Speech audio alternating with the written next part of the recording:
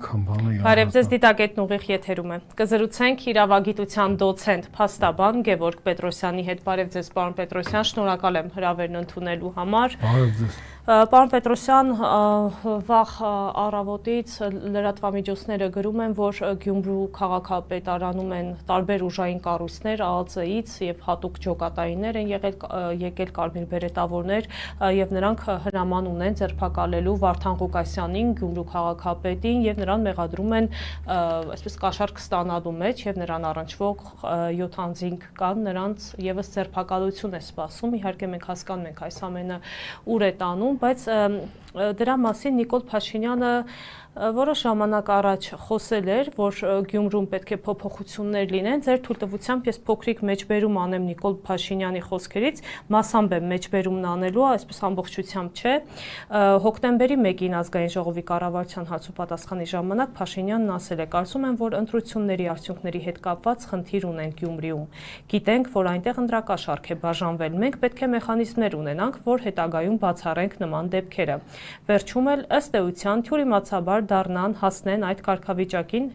կոնտեքստից մի փոքր կտրված է սա, դա թյուրիմացություն է, որը հնդածս կշտկվի եւ երևույթը եւ հայտարարությունը եւ հեղինակը»։ Հիմա փորձենք հասկանալ, արդյոք սա քաղաքական հետապնդում չէ եւ արդյոք իրավունք ունեն մարդուն գաղտնա լսելու առանց նրա, չգիտեմ, նրան զգուշացնելու, առանց նրա թույլտվության եւ առհասարակ ինչ են ուզում սրանով ասել իշխանությունները։ Թույլտվության խնդիր չկա, եթե եղել է նախաքննություն։ Առանց իմացության։ Նախաքննություն, եթե եղել է, կարող են գաղտնա լսել, բայց այստեղ խնդիրը հետեւյալում է, ինչու իրանք հիմա որոշեցին այդ հարցը բարձրացնել։ Ամբողջ հարցը դրանում է կայանում, հարգելի լուսն է։ Այսինքն իրանք հենց տեսան, որ պարտվել են, ուզում են իրավիճակ շտկեն, չեն կարողանալու իրանք։ Եթե տես բան կար, то Վարդան Ղուկասյանին սկզբից մեղադրանք առաջադրեին։ Այդ այն հանցակազմն է, որի բացահայտումը, եթե իսկապես իրանց կարծիքով հիմնավոր է, իրանք անմիջապես կարող էին ընթացք տալ։ Իսկ ինչի են հիմա տալիս, որտեղ Վարդան Ղուկասյանը հեճուկս իրանց դարձել է Լենինակադի, այսինքն Գյումրիի քաղաքապետ։ Այս է ամբողջ խնդիրը։ Որովհետև նորից եմ ասում, նախաքննության ողջամտության ժամկետի սկզբում կա։ Եթե այդ մարդը իրոք դրանում մեղավոր է, բախի մինչև հիմա ձեն չէի քանում։ Սպասում եք, որ ընտրվի Գյումրիի քաղաքապետ, կամ որ ասում եք բանը կաշառք է բաժանվել։ Այդ ընտրակաշառքի գործով ձերբակալված անձ կա։ Չգիտեմ, Փաշինյանն էր դրա մասին խոսում։ Դու Փաշինյանը դրա ազգանունն եմ զզվում տամ, ինչ ուզում ասում է։ Բայց իրականում այդ գործով մարդ կա կալանավորված, ձերբակալված, հարցաքննության կանչված, հո մենակ Վարդան Ղուկասյանին ձերբակալելով չի։ Պարզ է իր քիմքին հաճելի չի, որ իր համար անցանկալի մարդը դարձել է Հայաստանի, ինչպես ասում են, երկրորդ մայրաքաղաքի ղեկավար։ Հիմա էլ ինքը մտավախություն ունի Էջմիածնի պահով։ Հա, անդրադառնանք նաև դրան իմ խնդրանքով։ Հա, այս մարդը ոչինչ չի խնայում իր իշխանությունը պահելու համար։ Ինքը պատրաստ է Հայաստանը հանել աճուրդի, մենակ թե ինքը շարունակի պաշտոնավարել, որովհետև 1000 անգամ ասել եմ, էլի կրկնում եմ, ավելորդ չեմ համարում ասել։ Ինքը իր պաշտոնավարման այս 7-ամյա ընթացքում այնքան օրինախախտումներ է թույլ տվել, որ ինքը շատ լավ հասկանում է, որ ինքը որը պաշտոնի չեղավ, կես ժամ հետո հայտնվելու է ազգային անվտանգության ծառայության մեկուսարանում։ Դրա համար էլ իրան հիմա վաղ ինձ էլ, այսօր ինձ էլ հիմաստից կարող գան տանեն։ Դուք հասկանում եք, կարծիք արտահայտելու համար հոգևորականներին կալանավորելը։ Երեք սրբազան հայր այժմ գտնվում են մենակ երեք էլի մարդիկ են ձերբակալվել, էլի հոգևորականներ։ Հասկանում եք, այս մարդը քանի որ օրենքների հետ ոչ մի առնչություն չունի, նա ոչ սահմանադրություն է կարդում, ոչ խղճի ազատության եւ կրոնական կազմակերպությունների մասին օրենք, ոչ մի բան չի կարդում ինքը։ Ինքը այդ բանը իրան կողքից ես իմով խելքի ակցում, ասում արի էս ինչին ձերբակալենք, այն ինչին կալանավորենք։ Ինքը դրանով է ղեկավարվում։ Նա որևէ իրավական վարքագիծ չի դրսևորում։ Լավ, տեսեք, ներողություն։ Ինքը իր պաշտոնավարման 100-րդ օրն էր, որորներ, ասեց, որ այդպես դատավոր չկա Հայաստանում, որ իմ ասածը չանի։ Ինքը դրանով խախտեց Սահմանադրության առնվազն 2 հոդված։ 162-րդ հոդվածը Սահմանադրության, որտեղ ասում է, որ դատարանները անկախ են եւ ղեկավարվում են արդարադատությանը միջամտելը ցանկացած եղանակով արգելվում է, իսկ 164 հոդվածը Սահմանադրության ասում է, որ դատավորները անկախ են եւ վճիռները կայացնում, վճիռներ, դատավճիռներ, որոշումներ կայացնում են Սահմանադրությանը եւ օրենքներին համապատասխան։ Ոչ միտեղ գրած չի, որ դատավորները, դատավճիռներ, վճիռներ, որոշումներ կայացնում են վարչապետի ցուցումով։ Ինքը միանգամից 2 հոդված խախտեց։ Իսկ սա սահմանադրական կարգի տապալում է, որովհետև Սահմանադրության 6-րդ հոդվածի առաջին մասի համաձայն ասում է, որ պետական մարմինները դրանց պաշտոնատարանձին իրավասու են իրականացնել միայն այնպիսի գործողություններ, որոնց համար լիազորված են Սահմանադրությամբ կամ օրենքներով։ Հիմա ես չեմ խնդրում, մի այդքան չկա, որ ես իրան խնդրեմ, ես առաջարկում եմ Նիկոլ Փաշինյանին այդ տղա։ Մի հատ հոդված ասա նորմատիվ իրավական որևէ ակտում, որ քեզ թույլ է տալի դու դատարանի նկատմամբ ներգործություն ունենաս։ Հիմա չհասկացանք, այդ արարքը հեչ սրբազանների հայտարարությունները մեջ, Սամվել Կարապետյանի հայտարարությունները մեջ։ Այսինքն մենք Սահմանադրության մեջ հոդված ունենք 28-րդ հոդվածը, որը սահմանում է բոլոր քաղաքացիների հավասարության սկզբունքը։ Եվ նաև 29 հոդված ունենք Սահմանադրության մեջ, ով որ կասկածում է կարանցիմը բացի ստուգի։ Խտրականության արգելքի սկզբունքը։ Միթե սա խտրականության արգելք չի։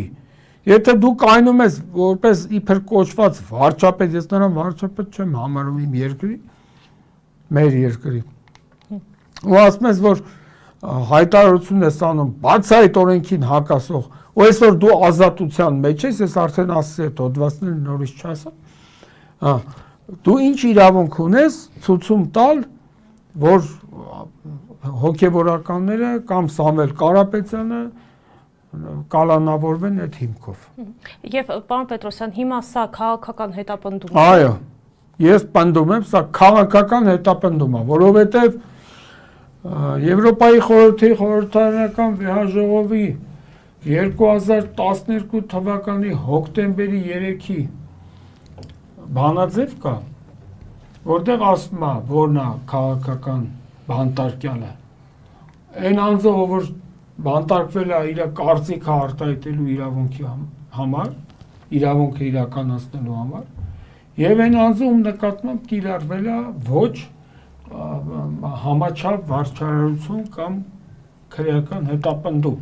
Հիմա ոչ Սամվել Կարապետյանի, ոչ այդ սրբազանների նկատմամբ նախ պետությունը իրավունք չուներ կարծիք արտահայտելու համար իրանց հետապնդել, առավել եւս կիրառել կալանավորում, որովհետեւ կալանավորումը դա բացառիկ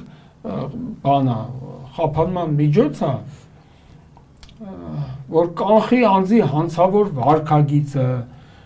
հավանական հանցագործություն կատարելու հավանականությունը կանխի։ Այս մարդիկ ինչ էին ուզում անեին, որ դուք իրենց կալանավորում։ Իրանք դասական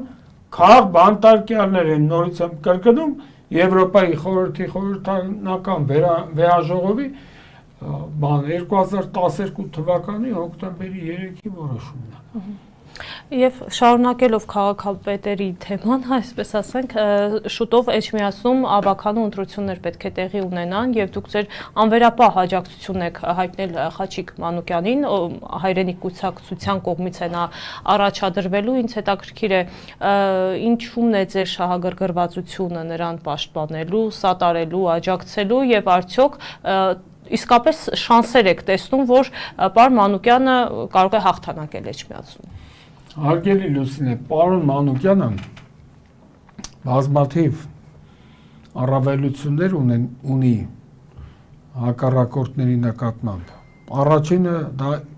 ես որպես իրավաբան գիտնական եմ ասում, դա իր գրագիտությունն է։ Այո։ Ինքը գրականագետ, բանաստեղծ մարդ է։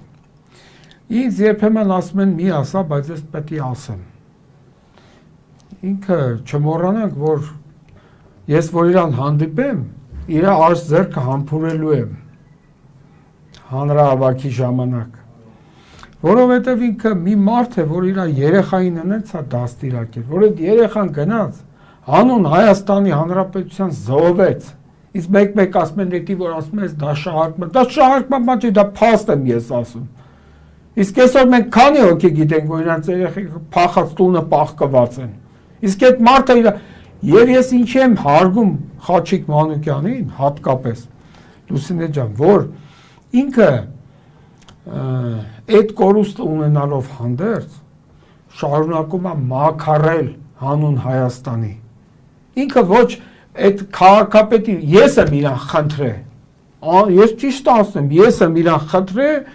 ապահովել եմ այդ հանդիպումը Արտուր Վանեցյանի հետ,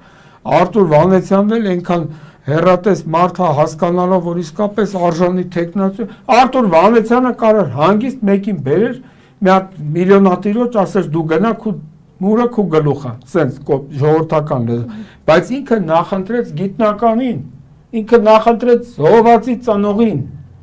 Սա պետք է գնահատել, հասկանում եք։ Ես ինչ ասեմ, մի հատ կարճ բան ասեմ, Էշմիածնի ժողովուրդը, ես չեմ ասում Վաղարշապատի, հիմա Էշմիածին է, ես հին մարդ եմ, էլի կոպիտ ասած։ Էշմիածնի ժողովուրդը պետք է ձայն տա մի քաղաքական ուժի, որը անզիջում, անխնա, գիշատիչ պայքար է հայտարարել հայ եկեղեցու դեմ, հայ առաքելական սուրբ եկեղեցու դեմ, ոնց կարելի է նրան ընտրել։ Հասկանում եք, այսօր արդեն մենք ունենք մի քանի բանտարկված եկեղեցական, բայց ես այն կարծիքին եմ, որ Հայաստանի Հանրապետությունում Ադրբեջանի արտակարգ եւ լիազոր դեսպան Նիկոլ Փաշինը, ինչքան էլ սա այն հովի կաղազարի սրտով չլինի Նիկոլ Փաշինը, դե ինձ եթե չի հետաքրում իր կարծիքը։ Ինքը վատ էր զգում, որ ասում։ Հա, վատ էր զգում, լավ բրծավ էլի ձեռիցս։ Վերջը։ Հա, հասկանում եք, սա ես հակված չեմ դիտել որպես կոնկրետ եկեղեցականների դեմ պայքար։ Ես սա հակված եմ դիտել որպես հայ առաքելական սուրբ եկեղեցու դեմ պայքար, որովհետև այս անգրագետ հիմարները չեն կարդում օրենսդրություն, սահմանադրության 18-րդ հոդվածի համաձայն ասում է, որ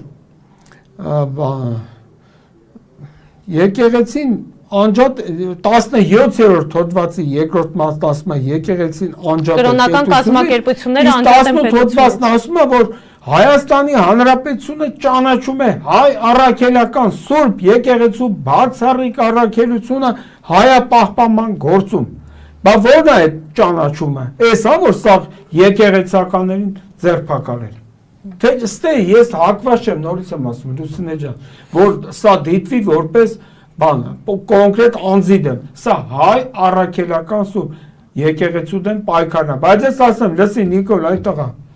դու մեկը այս պայքարում տանուլ ես տվել, որովհետև հայ եկեղեցին, հայ սուրբ առաքելական սուրբ եկեղեցին չի կարա պարտվի քո առաջ, դու փոքր ես դրա դիմաց։ Պարոն Պետրոսյան, ես նաև կուզեմ մի քանի մեջբերումներ անել, որոնք անում են ԿՊԱ-կան որոշ պատգամավորներ։ Պատգամավոր չէ, մանդատակիր։ Եկեք ես ասեմ պատգամավորներ, դուք եթե այդպես եք գտնում, եկեղեցու վերաբերյալ նախ վեհափարին ուրեմն կներեք ներողություն Լուսինե ջան, ասում է բանը, այն որ ասում են դդումի նման այն Արայիկ Արակ նախին ԿԳՄՍ նախարարը Հարությունյան։ Սա կային մասնա, վեհափարը պետի լքի վեհարանը։ Արա այդ տաղա, լսի է, Արայիկ Հարությունյան։ Դու սահմանադրության 6-րդ հոդվածը կարդացել ես։ Դու ինչ իրավունք ունես, վարչապետի գործերը աշխատակազմի թողած, դու ընկել ես եկեղեցին բեռնաթափելու գործերով։ Դու դրա իրավունքը ունես, մի հատ հարցնողը լի։ Դե գրած է, ելի եմ ասում, նոր էլ ասի այդ հոդվածը, որ յուրաքանչյուր պետական, տեղական ինքնակառավարման մարմին, տեղական ինքնակառավարման մարմնի ղեկավար իրավունք ունի անել իրականացնել այնպիսի գործողություններ, որոնց համար լիազորված է սահմանադրությամբ կամ օրենքներով։ Հիմա լսի այդ տղա, դդումի հետ նույնացվող կերպար։ Դու որ իրավական ակտով է նախատեսված, որ վարչապետի աշխատակազմի ղեկավարը իրավունք ունի եկեղեցու առաջնորդին վտարման պահանջ ներկայացնել։ Տես բան դուք լսել եք որևէ տեղ։ Հասկանում եք, Լուսինե ջան, ես այն անգամ էլ էլի ձեր եթերում ասացի, որ սրանց մոտ մասնագիտական կողմնորոշում, պրոֆեսիոնալիզմ չկա տես բան։ Նիկոլը մի հատ հայտարարություն անում, սրանք բոլորը անկախ իրենց կողմնորոշումից, մասնագիտությունից, բանից զրկվում են այդ հայտարարությունը հիմնավորելով գործին։ Չկա նման բան։ Վարչապետի աշխատակազմի ղեկավարը իրավունք չունի նման հայտարարությամբ հանդես գալ։ Հիմա Ռուբեն Ռուբինյանը, ով նաև հայ-թուրքական հանձնաժողովում գիտեք բանակցում է Սերդար Քլչի հետ, ասում է. հակառակ Կտրիչ Ներսիսյանի դատապարտելի հակաեկեղեցական գործողություններին մեր Սուրբ եկեղեցին անսասան է, հզոր, հավատավոր մեր ժողովրդով։ Թույլ չենք տալու Կտրիչ Ներսիսյանին ու իր փոքրիկ խմբակին խեղել մեր ազգային արժեքներն ու ինքնության նվիրագործված ընկալումները։ Էջմիածինն անպաշտպան չէ։ Բնական է, իրենց հայտարարությունները երբեք որևէ ողջամտության սկզբունքով չեն հիմնավորվել, ասենք օրինակ հիմա ես սատարելու եմ, ասենք այդ ինչ փոքրիկ խմբակի, ես ոչ մի խմբակի մասնակից չեմ, ես ինչ խմբակ, ելի մի հատ այդ տղա, դու նախ ինչ գործ ունեիր ազգային ժողովի նախագահի տեղակալի պաշտոնում, արա, դու ով ես, ինչ ներդրում ունես ես երկրում, Լուսինե ջան, հասկանում եք, պետք է մարդը, որ անցնում է պաշտոնի, ինքը ներդրում ունեն այդ ոլորտում։ Սա ով է, որ ազգային ժողովի նախագահի տեղակալն է, մի հատ այդ կարծիք հայտնի, թե փոքրիկ խմբակ։ Հիմա ես սատարելու եմ, այո, այդ շարժմանը, բայց ես ինչ փոքրիկ խմբակի անդամ ուզեմ հասկանամ, էլի։ Բացի դրանից Վահագն Ալեքսանյանին երևի հիշում եք, նա էլ ասում է, որ Հայաստանում հակաեկեղեցական միակ շարժման առաջնորդը Կտրիչ Ներսիսյանն է, եկեղեցին ու դրա հավատավոր աստվածավախ հոգևորականներն ունեն բոլորիս ու յուրաքանչյուրիս պաշտպանության կարիքը կղերա օլիգարխիկ կլանից հոգևորականներն ու նրանց ընտանիքները չպիտի դառնան Կտրիչի քաղաքական թրաֆիքինգի զոհ։ Ու սա ասում է Վահագն Ալեքսանյան ու մայրը հիշում եք ինչ որ միջադեպ էր ունեցել սրբազան պայքարի աջակիցների հետ եւ փորձել էր նրանց այսպես ասեցինք աշխատանքը խոչընդոտել։ Ես միշտ ձեր որ գալիս եմ ձեր եթեր, խնդրում եմ կենթանաբանությամբ չզբաղվել։ Բայց դուք ինձ միշտ ներգրավում եք դրա մեջ։ Վահագն Ալեքսանյանը նախ ինչ գործ ունի ընդհանրապես քաղաքականության հետ, նա ինչ գործ ունի ազգային, դուք տեսել եք, որ նա մի հատ օրինագիծ ներկայացնի, հիշում եք տես դեպք, և իրանց քաղաքական պատուածների կալուպի ակումբի անդամները, քանի հոգ են օրինագիծ ներկայացնում, Նիկոլ, լսի, այ սուկա, այսինքն ստախոս, Հələ Լուսինե ջան, կարդացեք, ես լավ չեմ տեսնում։ Ստախոս, ուխտադրուժ, կապիտուլյանտ, անգրագետ, հապավում է։ Հա, սա որպես հապավում, ստախոս, ուխտադրուժ,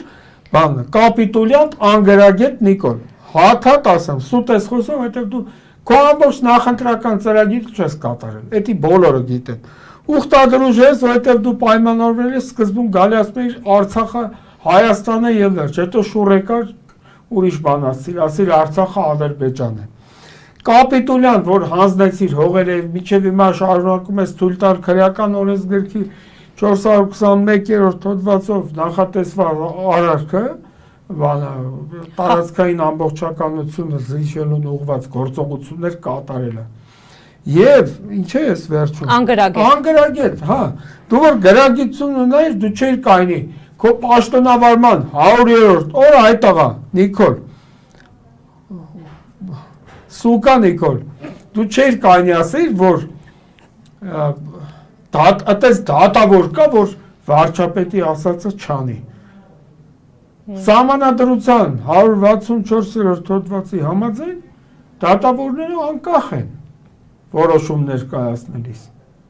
Դու որ իրավունքով մի հատ վկայակոչի Սուքա Նիկոլ, մի հատ վկայակոչի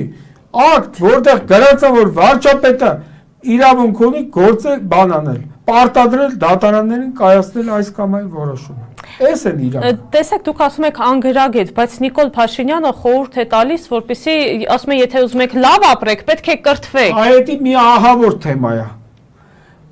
Այդտեղա, լսի Սուկա, դու կրթվել ես, արա, դու կրթություն ունես, դու սկի համալսարան չես կարողացել ավարտես։ Շրջանառվող լուրերի համաձայն Լուսինե ջան, ինքը դիպլոմա ստացել վարչապետ ստանալուց հետո։ Նա կրթություն չէ, դու ինչ գործ ունես կրթությանը, դու այնքան գործ ունես կրթությանը, ինչքան ես տորմա փաթաթելու հետ։ Ինչքան ես կով կաթելու հետ։ Այ դու այդքան գործ ունես, արա։ Հերիքա ամոթա, հերիք ես խայտարական ես։ Լուսինե, հասկանում եք, շատ բան կարող եմ ասել, բայց այս մարդու ամբողջ գործունեությունը ուղղված է մի նպատակի։ Բոլորին կործանել, մենակ թե իր պաշտոնը։ Գիտեք, նաև այսօր առավոտյան ինչ էի մտածում, պարոն Պետրոսյան, լավ, այսպես որ շղթայական ձերբակալություններ է գնում ընդդիմադիր գործիչների, ովքեր դեմ են արտահայտվում Նիկոլ Փաշինյանին։ Ինչպես է ստացվում, որ ընդդիմության բոլոր, գրեթե բոլոր ներկայացուցիչները կամ կաշառակեր են, կամ, չգիտեմ, բռնության կոչեր են անում, բայց իշխանության մերձավորներ, իշխանական падգամավորները բոլորը այսպես իդեալական 100%-անոց մարդիկ են, որևէ օրենքի խախտում չեն անում։ Այդպես ինչպես է ստացվում։ Այդպես չի կարող ստացվել, հարգելի Լուսինե։ Այսօր կոռուպցիայի ժամանակաշրջանի ամենա թեժ շրջանն է։ Հասկանում եք, այսօր հիմա ես նորից եմ ասում։ Աննախադեպ, այսինքն, հա, այդպես որ թողի հասնում։ Հիմա տեսեք, ես նորից եմ ասում, ես հրավիրում եմ իրանց, այս էլ որերորդ անգամն է։ Իրանց ուզած հերոստա տաղավարում հարցաքննության, չգիտեմ, բանավեճի, հա։ Այո։ Բանավեճի։ Թող մեկը բախտը փորձի մի հատ գա հետս։ Սկսած Նիկոլից։ Հələ mən մի հատ որ ասում են դաթում է ածական անունը։ Տո դու ով ես, սկի հայերեն չես կարողանում խոսել, էսի ասում է Արայիկ Հարությունյանն է, Ռոբերտ Քոչարյանին։ Արա, լսի այդ բութ, հա, բա բութ է ինքը, դու չէիր, որ Հովանես Թումանյանի ծննդավայրում, դսեղ գյուղում, բացել է այն քարատողը, կարդում է ինքներդ վաղ կրթության և գիտության մշակույթի սպորտի նախարար։ Բան են, որ ասում է, լիներ հեռու մի անկյուն, լիներ մանկալ արդարկուն, երազի մեջ երջանիկ, հաշտ ու խաղաղ մանկություն։ Արա, դու սկի էդի անգիր չես իջում, բաց է կարդում ես, արա, դու այսօր ինչ կրթությունից ես խոսում, ինչ գիտությունից ես խոսում, այ անգարագետ։ Մի հատ ուզում եմ դրան կծի, ոնց անենք, որ դատի տան։ Պարոն Պետրոսյան, դուք էլ ով էլ հարցնի։ Դուք եք մասնագետը, չնայած դուք փաստաբան եք, ով փրկում եք մարդկանց, այսպես ասած։ Չէ, բայց ես ուզում եմ դրանք ես իմ այդարություններից ինձի տա Նիկոլ Փաշինյանը հիմա էլ Եգիպտոս է մեկնում։ Այսօր Չելենտանո էր լսում։ Հա, ասենք Եգիպտոսը մեր հետ ինչ կապ ունի։ Այ տղա, դու ոչ թե Եգիպտոս մեկնի, այլ դու Հայաստանի շահերը ներկայացրա Ադրբեջանի դեմ։ Գնա իրանց հետ խոսա, եթե այդքան դու Եգիպտոս ես մեկնում։ Իմաստը որն է։ Մեկ էլ օրինակ Ալեն Սիմոնյանն ասում է ընդդիմություն գոյություն չունի, ընդդիմություն չկա, պարոն Պետրոսյան։ Հա, այդ կարևոր բան ասացիք։ Եթե ընդդիմություն գոյություն չունի, հարգելի Լուսինե, ուրեմն սահմանադրության համաձայն ազգային ժողով արդեն մեխանիկորեն դառնում է ոչ լեգիտիմ, որովհետև սահմանադրության 104-րդ հոդվածի համաձայն նախ պետք է ազգային ժողովի նախագահի տեղակալներից մեկը պարտադիր լինի ընդդիմադիր, իսկ ազգային ժողովի կանոնակարգ սահմանադրական օրենքի համաձայն 2016 թվականի դեկտեմբերի 16-ի օրենքն է։ Շուրջ 20 դեպքով օգտագործում է ընդդիմադիր խմբակցություն հասկացությունը։ Հիմա արա հալեն, լեսի այդ տղա։ Էլի հիմա ասեմ, որորդ անգամ ես ձեռս կոտրվել գնահատական չդնեի իրեն։ Արա որ դու կայնում ասես ազգային ժողովը, այսինքն դու ասենք բան չես, էլի համատիրության լիֆտյորչիկ չես։ Չգիտեմ, բան ֆայլաբազարի կայնող չես։ Դու ազգային ժողովի նախագահ ես, արա դու որ ասում ես ընդդիմություն ազգային ժողովում գոյություն չունի, դու հասկանում ես ինչ ես ասում, արա։ Դու ասում ես, որ ազգային ժողովը ոչ լեգիտիմ մարմին է։ Բան չի չեկեթում ձեր տաները։ Գնա մի հատ տնեցիքին տես, կարող է պետք կլի։ Բանման բերես խանութից։ Պարոն Պետրոսյան, եւ 2026 թվականի գալիք ընտրությունների հետ կապված տեսնում ենք, որ տարբեր ուժեր ցանկություն են հայտնում մասնակցելու ընտրություններին, այդպիսով նաեւ խոսք է գնում ձայների փոշիացման մասին։ Ճիշտ չի լինի, որ ընդդիմություն այսպես միանա, միասնական տեխնացու ունենա եւ այդպիսով ձայների փոշիացում տեղի չունենա, որովհետեւ 26 թվականի ընտրությունները ամենավորոշիչն են լինելու մեզ համար։ Լուսինե ջան, ես ասում եմ, միակ տարբերակը դա է։ Ես ասել եմ եւ պնդում եմ։ Ես պաշտպանելու եմ հայրենիք կուսակցության նպատակները, ցկտումները, մասնակցելու եմ ամեն ինչին, այդ թվում ամենաառաջինը վաղար շաբաթ խոշորացված համայնքի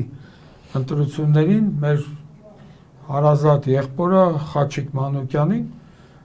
բայց մենք դրանից անցնենք առաջ եւ նայենք թե 26-ի ընտրություններին միայն համախմբումը պետք է լինի լուծումը, որովհետև այսօր եթե որևէ քաղաքական ուժ որոշեց ինքնուրույն գնալ մենակ Իրանով, այսպես ասած, հարցերը լուծել, դա չի ստացվելու։ Մեր քաղաքական դաշտ բառը չեմ սիրում ես ասել, բայց որ ժողովուրդը տենց անկանում դրա համար եմ ասում։ Մեր քաղաքական դաշտը հիմա տենց է դասավորված։ Ոչ մի քաղաքական ուժ ինքնուրույն չի կարողանալու 50%-ից ավել ձայն հավաքել։ Այդ թվում նաև Հայաստանում Ադրբեջանի արտակարգ եւ լիազոր դեսպան Չնայած Ալեն Սիմոնյան ասում էր մենք 50+ ենք հավաքել։ Ալեն Սիմոնյանը գլուխը պատին է տվել պատնել գլխին, ինչպես ասում է Գագիկ Ծառուկյանը։ Ուրեմն այն բանը մի հատ քյաչալ մանդատակիր կա թրաշով Արթուր Հովհաննիսյան։ Հիմա ես հարց եմ տալի։ Լեզուական չկտրող հարգամավոր։ Էդ եմ, հենց էդ էի ասում։ Հələ սրան նայեք։ Կայսրությունների քաղաքականությունը կերպարանք է ստանում Թաթոյանների, Տաշիր Սամոների ու դաշնակների բան տեսքով։ Արա դու ով ես, որ ես օրինակ Լուսինե ջան, ես որևէ մեկի որևէ բանով չեմ դիմել։ Օրինակ ես կյանքում ես թույլ չեմ տա ասեմ Տաշիր Սամոն, ինքը հիմար Սամվել Կարապետյանն է։ Դու ով ես այդ տղա, դու կարաս Սամվել Կարապետյանի դեմ հելնես տենց խոսաս, այ քաքլան, այ քյաչալ անթրաշ, դու ով ես որ հելնես տենց բան խոսաս։ Հələ սրան նայեք, իրան դրել, գիտեք ինչ նախնդիրը, Լուսինե ջան, սրանք բոլորը պահկվել են Նիկոլի հետևում, չհասկանալով, որ Նիկոլի հետնամասը բավականաչափ պաշտպանված չէ։ Ավելի բան։ Եվ իրանք հենց առաջի զոհերը իրանք են ել։ Դու ով ես արա, որ Սամվել Կարապետյանի Տաշիկ Սամո։ Ես ինձ կյանքում ասում, թույլ չեմ տվել, տենց խոսամ։ Դու ով ես այդ աղա, դու մի հատ, դու տեսել եք այդ մարդը մի հատ օրինակից ներկայացնի ազգային ժողովում։ Փրչեր երեսին թողած, գլուխը քյաչալ, հելնում ապուշ խոսում է։ Էդ եք դուք։ Էսա ձեր թիմ կոչվածը, ես թիմ բառը չեմ սիրում, էդի բասկետբոլ է, ջրի գնդակ է, ինչա թիմը լի։ Էդ եք դուք։ Ձեր հավաքածուն, ես դա անվանում եմ քաղաքական պատուհասների կլուբ ԿՊ-ի կամ հավաքածու, էդ են դրանք։ Սրանց թողես մենակ սրան նրա հետևից ափր-ծփր խոսան, բայց արա դու կարաս Սամվել Կարապետյանի դեմ հելնես, դեմը մի հատ կայնես, շատ են այդ մարդը այսօր անազատության մեջ է, բայց վաղ ինքը ազատության մեջ անելու։ Հələ են մյուս փրչոտին, Արաբատ Միրզոև, Ադրբեջանը շարունակում է Սահմանադրական փոփոխությունները կապել համաձայնագրի ստորագրման հետ։ Ու ինչ է ասում, ասում է համաձայն պայմանագիր ստորագրել է խաղաղության, էդի չի բացառում բանը։ Պատերազմը, հետագա հարձակումը։ Ախր չեմ ուզում ձեր եթերը աղտոտեմ, բայց այդ աղա լսի Արաբատ Միրզոև, եթե նախ այս պահին մենք չունենք խաղաղության պայմանագիր, սկսենք դրանից հարգելի լուսներ։ Նախաստորագրվել է։ Դա համաձայնագրի նախաստորագրում է։ Մենք պայմանագիր չունենք, բայց այսօր մեր երկրի արտաքին գործերի ոչ բարով նախարարը ասում է, որ եթե մենք անգամ պայմանագիր ունենանք, դա չի կարա երաշխավորի մեր խաղաղությունը։ Ասենք, բայց այդ ինչ պայմանագիր է, եթե տենց է, հա? Դա ինչ պայմանագիր է, եթե մենք կնքենք պայմանագիր, չունենանք երաշխիք։ Ինչ կապ ունեք դուք ընդհանրապես մեր երկրի ու մեր ժողովրդի հետ։ Սա էլ դիմում է բանի, Սամվել Կարապետյանի այն փաստաբանին, որը Ռոբերտ Ամստերդամը։ Արա, այդ աղա, մի հատ գնա օրենք կարդա, որ օրենքով է արգելված, որ օտարերկրյա քաղաքացին Հայաստանում փաստաբանական գործունեություն իրականացնի։ Լուսինե ջան, սրանք մեռնում են անգարագիտության մեջ, սատկում են, ու որ պահին այդ մոմենտին ու մտքին ինչ եկավ, բանա, հելում արտահայտվում է, բայց դա օրենքով չի։ Ալիս Էմինը, ովքեր ասում են, որ Ղարաբաղի պատերազմի ժամանակ 5000 մարդ է զոհվել, սրիկաներ են։ Արա լսի այդ տղա, սրիկան դու ես, ես մեկը ասել եմ։ Հա, դու կարող ես հակառակը ապացուցես։ 10000 տղա հաշմանդամա դարձել այսօր։ 5000 զոհ ունի։ Դու հակառակը ապացուցող փաստ ունես։ Բա մեկ գնա իրենտե Երևա իրա։ Ազգային ժողովի նախագահ ես կոչվում։ Այդ իրենտե Երևա իր, մի հատ փաստերը ուսումնասիրեիր ու կարծիք հայտնեիր։ Ոստայի, ով որ ասում է 5000, ես ասում եմ, որովհետև բոլոր լրատվական միջոցները այդ ինֆորմացիան տարածել են։ Վախենամ ավել լինի 5000։ Ավելի շատ է, բայց այտենց են ասել, օրինակ մեկը ես եթերում, նաև ձեր եթերում, ես ասել եմ, որ 5000 զոհ ունենք։ Բայց սարիկա որն արա, սարիկ քեզանից լավ սարիկա։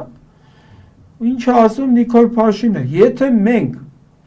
այսի հզոր հայտարարությունը կրթության ոլորտում ունենանք լուրջ հաջողություններ, մենք մրցահարթակներում չենք կարող ունենալ ավելին, քան այսօր ունենք։ Այստեղ պետք է մի քանի մասնագետ հրավիրել, որ մեկնաբանեն, սա ինչ է ուզեցի ասել, սա ապիկա է։ Պարոն Պետրոսյան, եւ ասում որ ուզում եք եթե լավ ապրեք, կրթություն ստացեք։ Արա լսի Նիկոլ, հա ասում եմ քեզ չկպնեմ, չի ստացվում։ Արա դու կրթություն ստացել ես, որ կրթությունից ես խոսում, հա? Անամոթ։ Պարոն Պետրոսյան, ընդհանուր դու կարաս ասես այսօր խոսքի Հայաստանի Հանրապետության, ասենք վարչապետն ես, քո գործունեությունը որ իրավական ակտերով է կարգավորվում։ Չի կարող ասի, մեռնի չի կարող ասի։ Փոխարենը սաղմոսներ է սովորում։ Ինչ սաղմոս։ Դեսի մեջբերում էր մի երկու բան սովորել էր։ Պարոն Պետրոսյան, ընդհանուր ամփոփում տալով, այս երկրում ստեղծված իրավիճակը ուր է տանելու։ Այս շղթայական ձերբակալությունները ընդդիմադիր գործիչների լռեցնելու, սրբազաններ են ձերբակալում, քաղաքապետեր են ձերբակալում, հաջորդը, չգիտեմ, որ ընդդիմադիր քաղաքապետն է լինելու, համայնքապետն է լինելու, ուր է տանելու այս շղթան ընդդիմադիրներին լռեցնելու։ Չի տանելու ոչ մի տեղ։ Գիտեք ինչ, որովհետև այսօր ընդդիմադիրները միավորված են եկեղեցու հետ։ Տեսեք, գնացել է բան մարդը։ Նիկոլ Փաշինյանը գրած է, գնում է բանը, Սուրբ Աթոռ, որ այդ հանդիպի բանին, ինչա, Հռոմի պապին։ Արա դու ինչ գործ ունես Հռոմ։ Դու եթե քո եկեղեցում եկեղեցասպան գործունեությամբ ես զբաղված, այնտեղ խաբար չեն դու ինչով ես զբաղված, որ քեզ ընդունեն։ Լուսինե ջան, Էշմիածնի ընտրությունները քաղաքապետի, վարչապետ խոշորացված համայնքի։ Սա ես ընդեղ էլ իմ ելույթի ժամանակ կասեմ, սա ճիշտ է իրավաբանորեն քաղաքական ընտրություններ են, որտեղ քաղաքապետի պաշտոնը դա քաղաքական պաշտոն է, բայց ըստ էության սա քաղաքապետի պայքար չի։ Սա պայքար է եկեղեցաքանդների եւ եկեղեցապաշտների միջև։ Եվ ես դիմում եմ մեր հարգելի էրմիածնեցիներին, ես չեմ ուզում ասեմ Վաղարշապատ համայնքի խոշորացված, չգիտեմ ինչ։ Էշմիայի, որտեղ ես այդ տարիներում եմ մեծացել, որ Էշմիածին ենք ասել։ Հա, ու գնացել ենք այնտեղ որպես Էշմիածնի եկեղեցի։ Ես խնդրում եմ իրանց եւ հորդորում ձեր ցավը տանեմ, ոնց կարելի է ձայն տալ մի քաղաքական ուժի, որը ողերին պատերազմը հայտարարել հայ առաքելական Սուրբ եկեղեցու դեմ։ Իսկ այսօր մեր ներկայացրած տեխնացուն հայրենիք կուսակցություն ինքը ամեն ինչ արել է երկրի համար։ Որդի է զոհել, զոհվել է այդ երեխան։ Իր տղեն զոհվել է հանուն երկրի։ Ինքն էլ գիտնական Խաչիկ Մանուկյանի անվան հետ ոչ մի բացասական բան չի կարելի կապել, չի կապվում։ Այդ մարդը ապրել է անբասիր կյանքով, ազնիվ կյանքով, հայրենանվեր վարկագիծա դրսևորել եւ երկրին էլ զոհ տված տղա ունի։ Այսօր եկել են ինչ-որ եսի միշտ մեյմուններ ընդ բաներ են խոսում ավելորդ։ Արա դուք ինչ եք արել երկրի համար։ Մանուկյան Խաչիկը հարգված մարդ է, նորից եմ ասում, իր անվան հետ ոչ մի բան, իմ անվան հետ կարան ինչ-որ մի բան կապել։ Տեսեք, ես ին վրով եմ ասում, բայց իր հետ չեն կարող։ Ինքը անբասիր մարդ է, երկրին նվիրված, գիտնական, գրականագետ, բանաստեղծ եւ վերջում ամենակարևորը էլի եմ ասում, այս երկրում թաղված տղա ունի։ Դրա համար էլ ինքը բոլոր իրավունքները ունի բարոյական հայտնվել այդ կարգավիճակում։ Ընդ որում ասեմ, Լուսինե ջան, իրան պետք էլ չի էդի, կոպիտ ասած։ Այնպես չի, որ ինքը պայքարել, ես եմ խնդրել իրան։ Ես եմ խնդրել, որ հանդիպի Արթուր Վանեցյանի հետ եւ պայմանավորվեն, որ գնան այդ բան դիրքերով։ Իրան պետք չի սա։ Ես եմ խնդրել, որտեղ ինքը արժանի է դա։ Այն մարդը, որ ունի երկրի համար զավակ տված կորուստ, այդպիսի կորուստ։ Մարդը մի հատ կատու է կորցնում, քանի տարի սուկ անում, բայց այդ մարդը տղա է տվել այս երկրին։ Եվ ինքն էլ անբասիր վարքի տեր, մեկը չի կարա Խաչիկ Մանուկյանի անվան հետ մի հատ բացասական բան կապի։ Որևէ ինչ-որ անհաճելի, չգիտեմ, անընդունելի բան կապի։ Այդ մարդը անբասիր մարդ է։ Ինչի՞ չլինի ինքը։ Բա ով լինի։ Այն անթարաշ անգարագետները, որոնք այբուբենը որ ասես ասա չի կարող ասի։ Պարոն Պետրոսյան, քանի որ մեր ժամանակը ես հասկանում եմ, ժամանակը սպառվում, մի հատ էլ բան ասեմ։ Խնդրեմ, իհարկե, այսպես ընդհանուր ամփոփում տանք։ Մեր հաջորդ հանդիպումը կարծում եմ ավելի իրավական թեմաներով կլինի, որովհետև բազմաթիվ իրավական բացեր կան, որի շուրջ հələ այս բանի կարևոր կլինի Արաբատ, չէ, Ռուբեն Ռուբինյանը ինչա, սրբագույն կառույցը Փարես Քոչարյանի ու ռուսաստանցի բիզնեսմենի ոտքերի տակ որպես քաղաքական կապիտալ։ Արա լսի այդ տղա Ռուբեն Ռուբինյան, ես գիտեմ, որ դու չես տիրապետում սահմանադրությանը։ Պաշտոնը ոչ մեկի ոտների տակ չեմ փռում, էդի այդ ձեր գործել է ոչ նա։ Դու մատնեցիր ձեր գործել։ Ինքնախոստովանական ցուցմունք։ Այո, ինքնախոստովանական ցուցմունք, այսպես ասած։ Արա, որ մի բան խոսում եք, այդ աղան մտածեք ինչ եք ասում։ Պաշտոնը ո՞րն է։ Սամվել Կարապետյանին ընդհանրապես թե ոչ մի պաշտոն չի հետաքրքրում։ Կամ այդ մեղադրանքը, որ դրել են իր վրա, Լուսինե ջան։ Քրեական օրենսգրքի 296 հոդվածն է։ Փողերի լվացում։ Ինքը ինչ կապ է դրա հետ։ ընդ գրած է հանցավոր ճանապարհով, այսինքն պետք է լինի մի հատ դատավճիռ օրենքով, օրինական ուժի մեջ մտած, որովհետև Սահմանադրության 66-րդ հոդվածի համաձայն անմեղության կանխավարկածի սկզբում ասում է, որ բան դատավճիռ լինի քո մեղքը, Սամվել Կարապետյանի վերաբերյալ որևէ դատավճիռ կա, որ դուք հիմա դրա հիման վրա իրան տանում եք փողերի լվացման մեղադրանքի, որովհետև հասկանալով, որ Սամվել Կարապետյանի նկատմամբ առաջին հարուցված հետապնդումը հիմնավոր չէր կարծիք արտահայտելու հիմքով, հիմա անցել են ուրիշ մեղադրանքի։ Եվ վերջում ասեմ, թող այսօրվա մեր քննիչները, դատախազները, դատավորները նկատի ունենան, հիշեն, որ քրեական օրենսգրքի 480-րդ հոդվածը պատասխանատվություն է նախատեսում ակնհայտ անմեղ անձին քրեական պատասխանատվության ենթարկելու համար։ Բոլորը այս հոդվածով գնալու են։ Երևի թե սրանով վերջ։ Եվ այս ուրախ նոտայով էլ ավարտենք մեր հարցազրույցը։ Շնորհակալ եմ, պարոն Պետրոսյան, շատ հետաքրքիր վերլուծության եւ հարցազրույցի համար։ Զրուցում էինք իրավագիտության դոցենտ փաստաբան Գևորգ Պետրոսյանի հետ, այսպիսի ներդիտակետը կհանդիպենք։